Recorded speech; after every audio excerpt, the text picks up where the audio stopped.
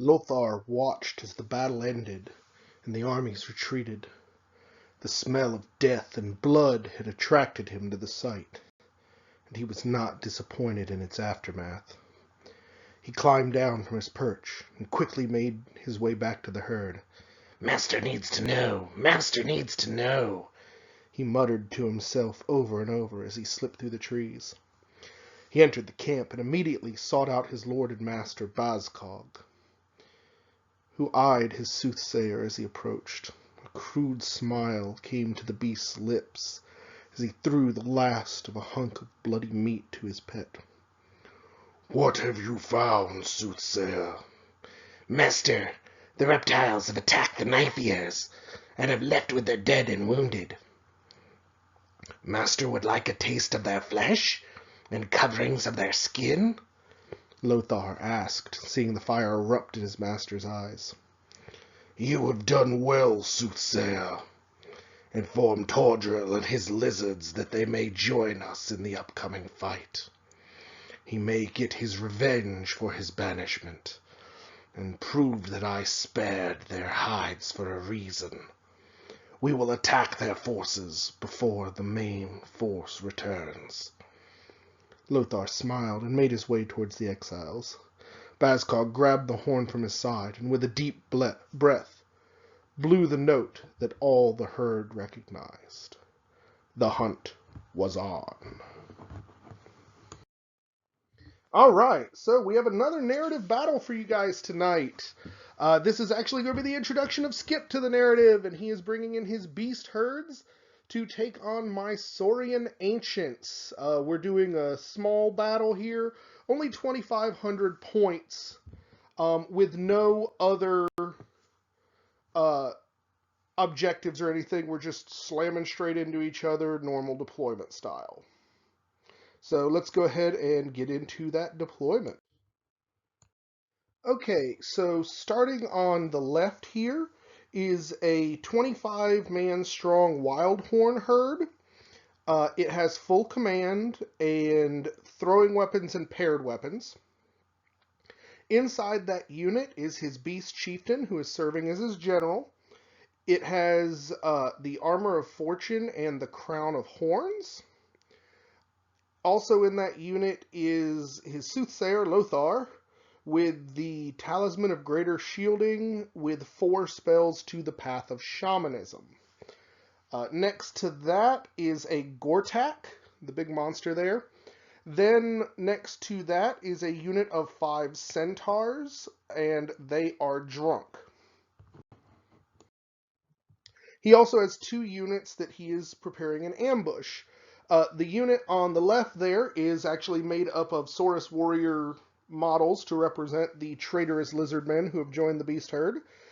They're using the rules for a longhorn herd, and they've got halberds on them. Yeah, halberds on them, and they're ambushed with full command. And the other unit is another 25-man Wildhorn herd, and they have paired weapons and throwing weapons as well as full command. Okay, so my list is a little weird for me because I'm kind of I built it as a small sort of rear force, so it doesn't use a lot of the stuff I normally use. Starting there on the left, we have a unit of 5 Raptor Riders with full command, and they are bearing the Aether icon, which lets me dispel as if I was a Wizard Master.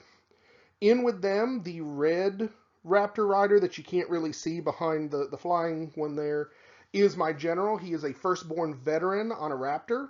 He has the Dragon Scale Helm, the Lucky Charm, and a Potion of Swiftness. He is also armed with paired weapons. Just behind that on the flyer is a Skink Captain on an Alpha Ramphadon. He has the Ogre Sword and a Lucky Shield. Next to that is a unit of 15 Saurus warriors with full command, shields,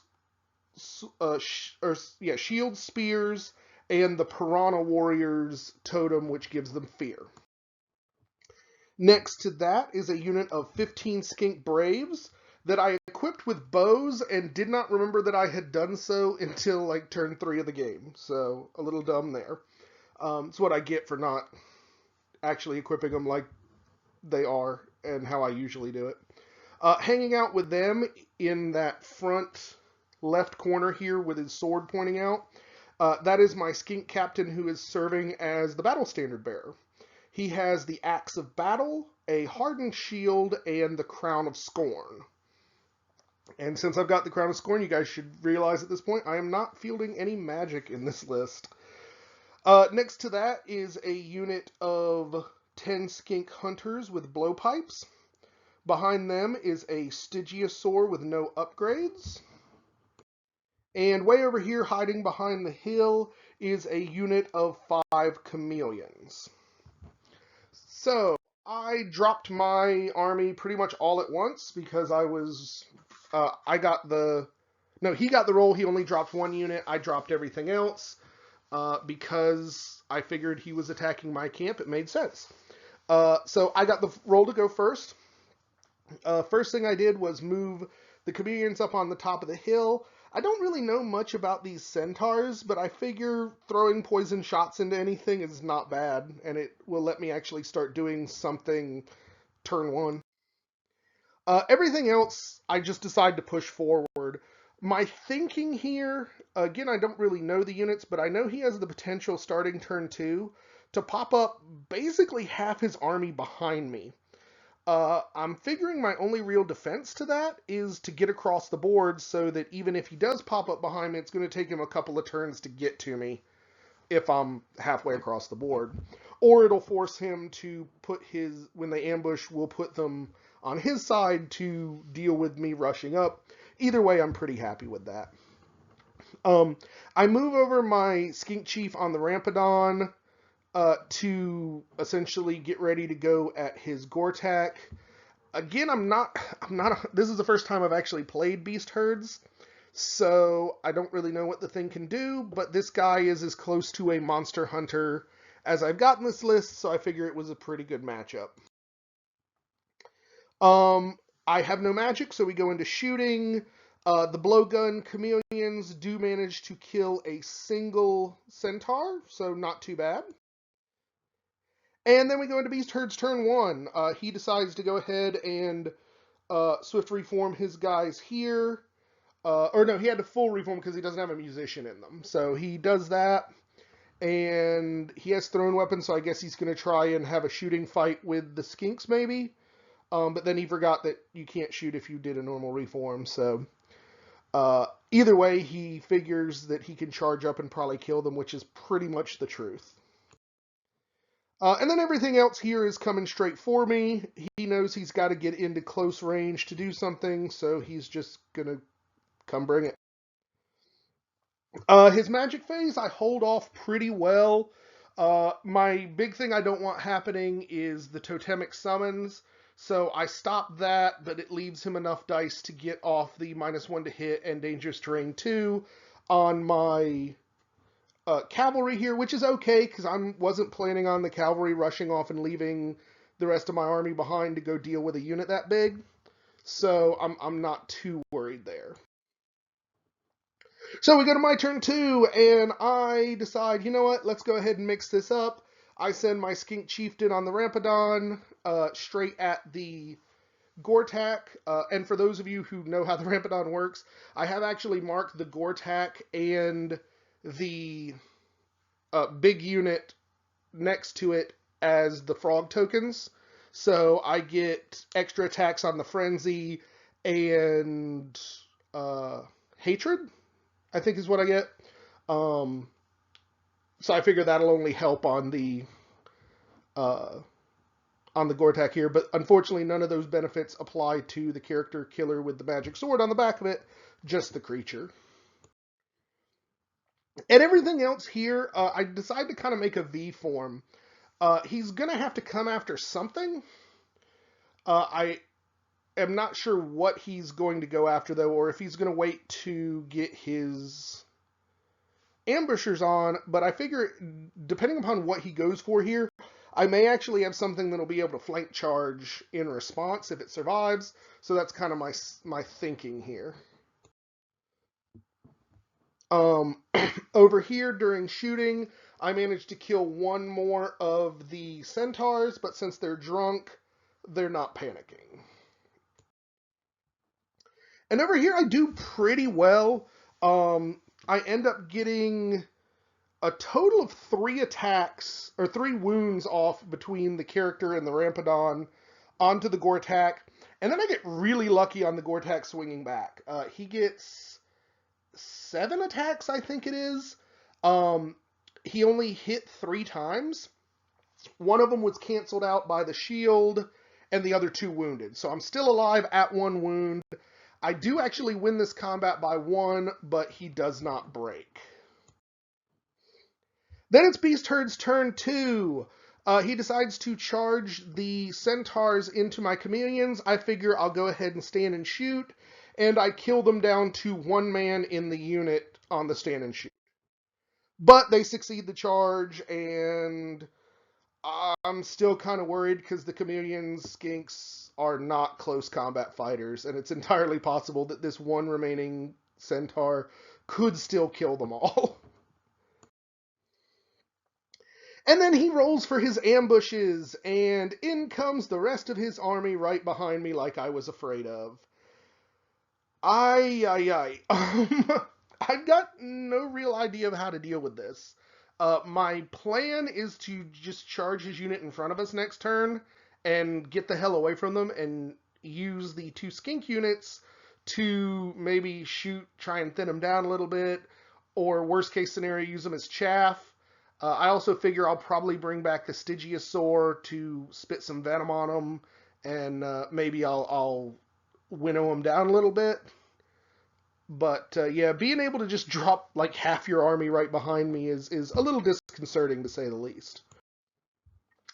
And then, realizing what is about to happen, he goes ahead and drops the +1 toughness buff on his guys back here. I'm not all that worried about it, because I think on the charge, my Stars Warriors who have a lance are like strength 6, so I'm kind of okay with that.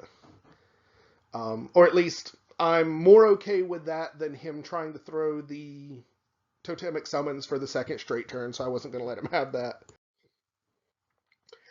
Then he goes into shooting. He actually does have some thrown weapons from those guys, and he decides to huck at my Braves unit and kills 3 of them.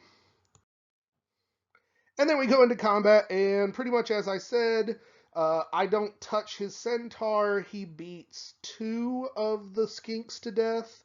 I'm rolling on like a 3 with no reroll, and so yeah.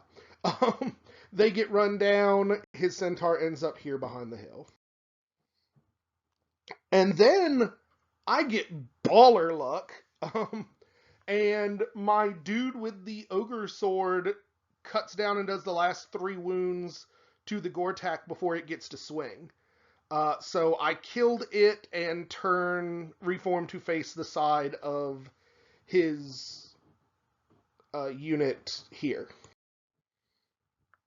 So then we go into Saurian Ancient's turn 3, and things go bad.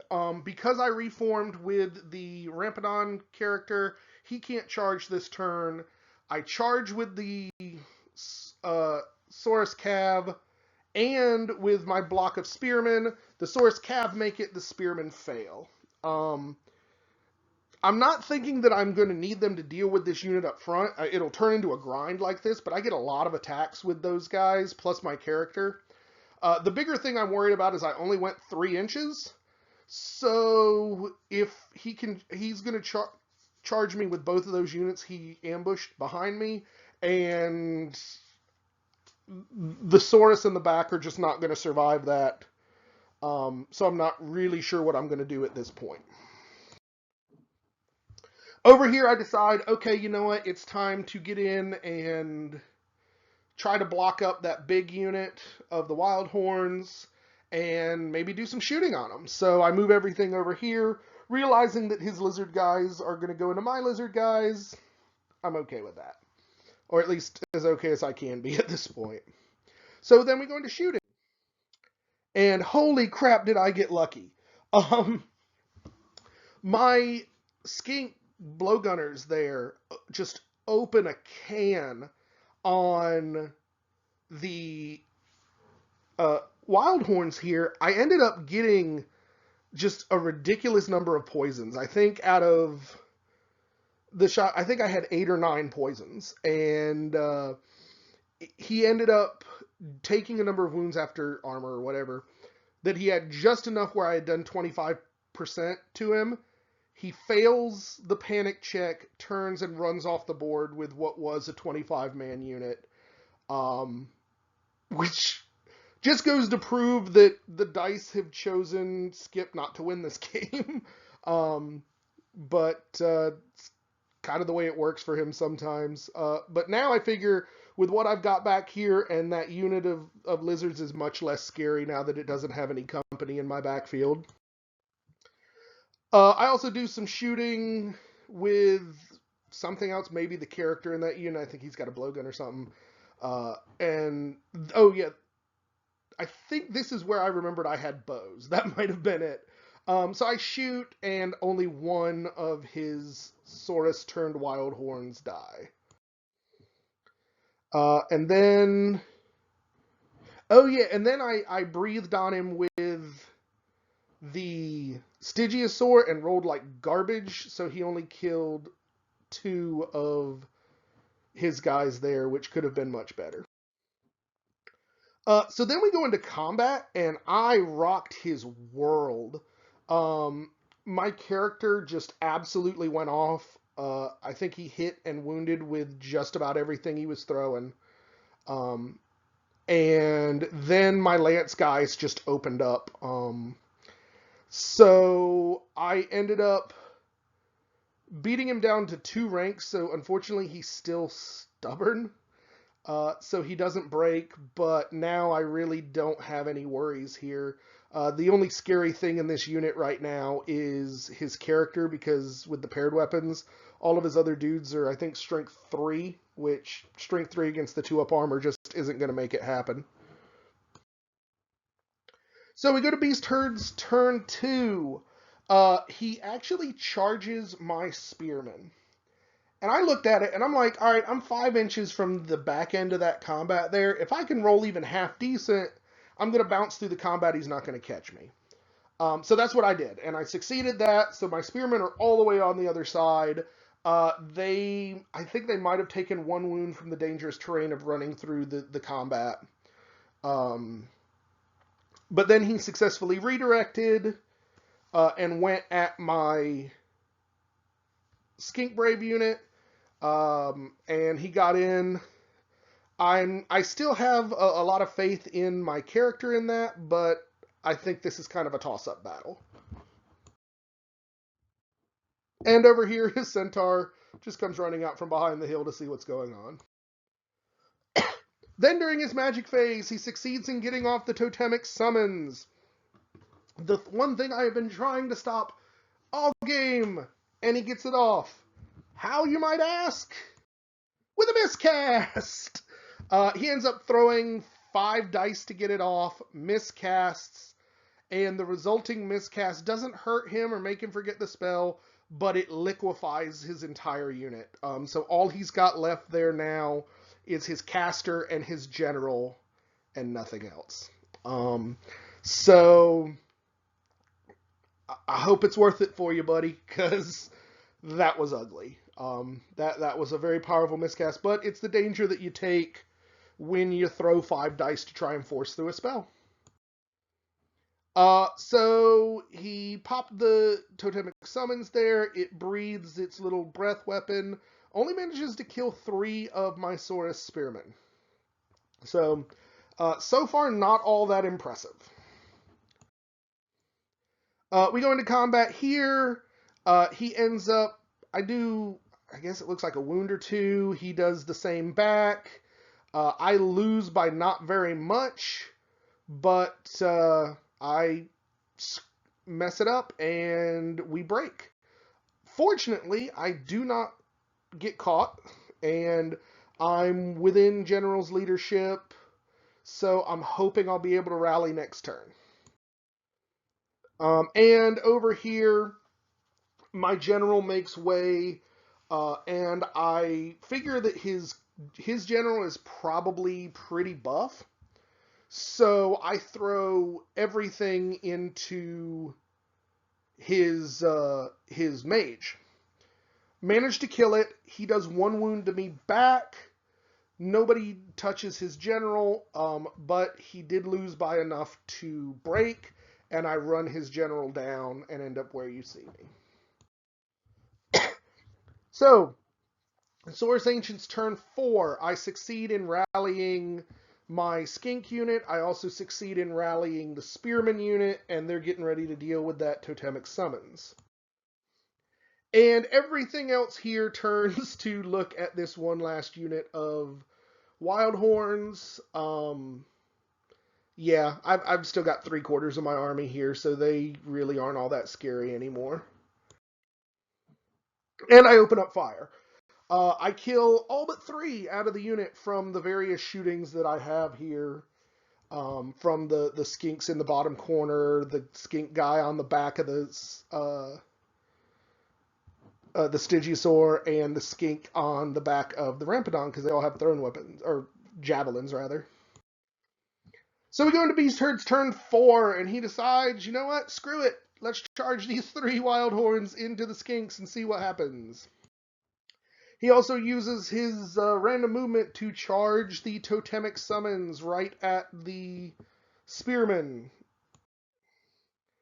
And then we go into combat, and the Totemic Summons does 0 to the Spearman and gets murdered in return. I killed it just outright, and then they turned around here. And the skinks here, I lose 1, he loses 1, but I still have a rank.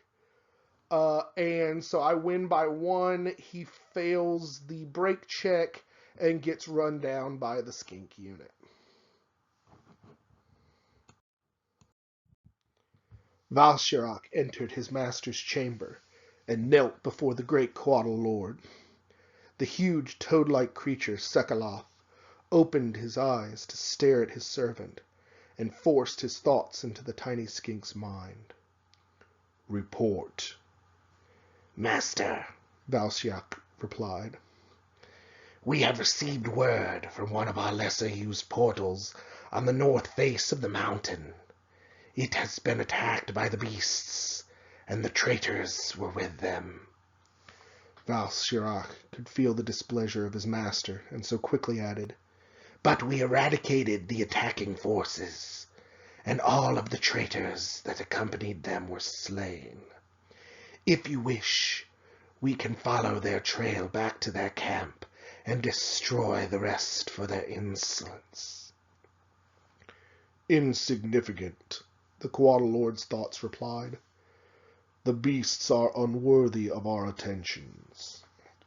If they test us, we shall destroy them. But do not waste resources hunting them down." "Yes, master," Valsharok bowed. "What are your commands?" "I have seen the elves coming in force. Many ships from across the sea. This was unexpected. The Master of Kervian has put additional obstacles in our path.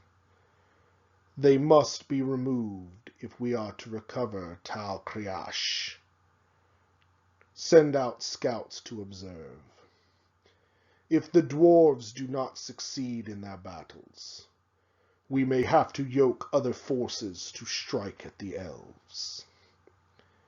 "Your will be done, my master." The little skink bowed again before rushing off to do as he was commanded. So, victory for the Saurian Ancients here, with only a single centaur left way off to the side. Skip went ahead and surrendered at the end of turn 4. I'll be honest, looking at what I had brought compared to what he had brought, I thought he had the advantage here. Um, and I really think it came down to some terrible dice luck. Um, he ended up, I ended up doing really well on a couple of good rolls. I mean, being able to just murder the Gortak with that little Alpha Rampadon riding skink dude was just mathematically probably shouldn't have happened, even with the bonuses to the strength and whatnot. Not, but I probably should have gotten flattened there that first turn. But probably the bigger thing is my skink shooters turning around and chasing off that 25-man Wildhorn unit just right off the board. Um, I guess that's one of the dangers of popping up your guys behind that without having a BSB. I was a little surprised he didn't have a BSB at all. Um, I probably would have built this with the caster as the general, and instead of putting a general, put a BSB in. But I don't think Skip did anything wrong, really. There wasn't any big mistake I saw here. It was just a combination of really good luck on my part and really terrible luck on his. Um, it's kind of a damn shame of this is the way that he gets into the narrative with such a rough game to start, but it's good to get a chance to play with him again. I'm looking forward to seeing what his beastmen do. He will, I think, eventually be bringing the Sylvan Elves into things, but that's a ways off. He's got some more painting and stuff to do. But this is pretty much what it was for kind of taking a weird selection of stuff. I think the list worked pretty well for what I had to deal with it. Um, I don't know that I like these smaller points as well as I do the bigger ones, but it wasn't a bad game. I enjoyed it. It was a lot of fun.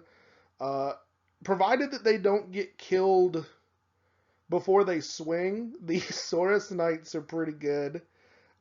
And the characters on a Raptor is always good, so I certainly think that was neat. Um, in terms of going without magic, I don't think I was really at a disadvantage here, but there is something that's kind of missing from the game, just from my personal enjoyment experience, when you don't bring magic. So I don't know that I'll be doing this overly much, but it does seem like it is a viable option. And on the plus side, I didn't blow up like 11 or 12 of my own dudes like Skip did trying to get the totemic summons. In hindsight, that probably would have been not the best spell to try and throw 4 dice on, or 5 dice on. I may have gone for the strength buff instead to try and get pierced through some more of that armor, but he was just itching to be able to put the totemic summons on the board, so hopefully it made him happy. But thank you guys for watching. I hope you enjoyed this game. We did actually get 2 games in this week, so I will have another battle report coming later in the week. So thanks again for watching. Any comments, please leave them down below. Like, subscribe, all that jazz, and we'll catch you guys on the next one.